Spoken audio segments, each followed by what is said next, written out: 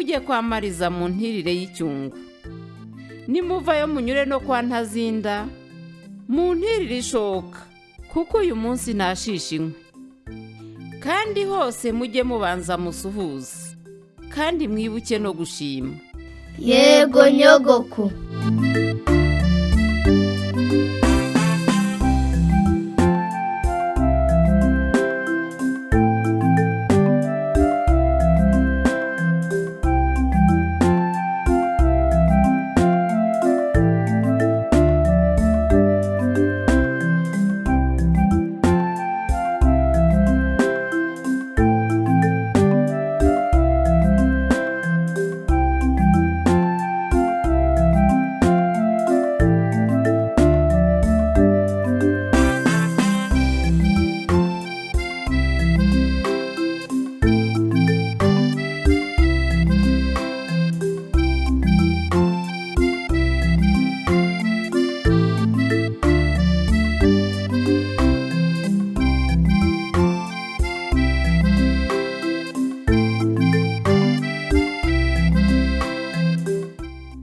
Mwaramutse aba hano.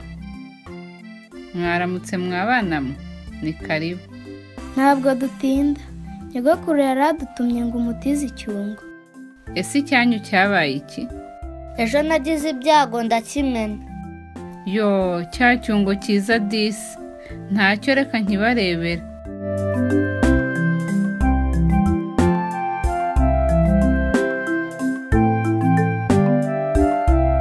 Murakoze. Mwaramutse aba hano. Mwaramutse Ana na Badege, murifuza iki? Nyogokuru yaradutumye ngo umutize ishoka kuko uyu munsi ashaka kwashisha inkwi.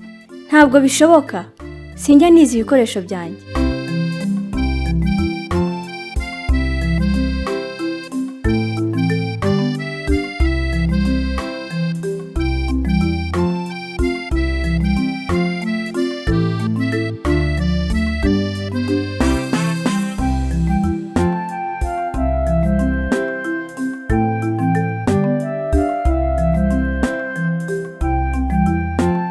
Ese Ana, ko tubuze ishoka turabigenza gute? Njye ndumva twaca kwa Matayo tukayimutira. Nibyo koko, reka duceyo.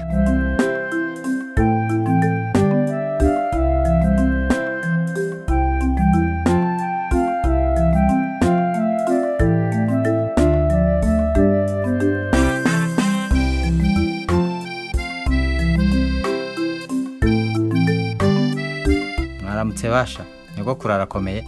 Yego arakomeye. Ngaho nimwicare babaha amata. Oya ntabwo dutinda, nyogokuru yari yadutumye kwa Ntazinda kumutera ishoka, none bayitwine. Ntazinda se ko nzi ko atagira ibyo, niwe wari uhari? Oya, hari umugore wa Ntazinda. Umugore wa Ntazinda? Ndamugaye pe, kuko gutizanya ibikoresho atari bibi, keretse nk'ibikoresho byakwirakwiza umwanda.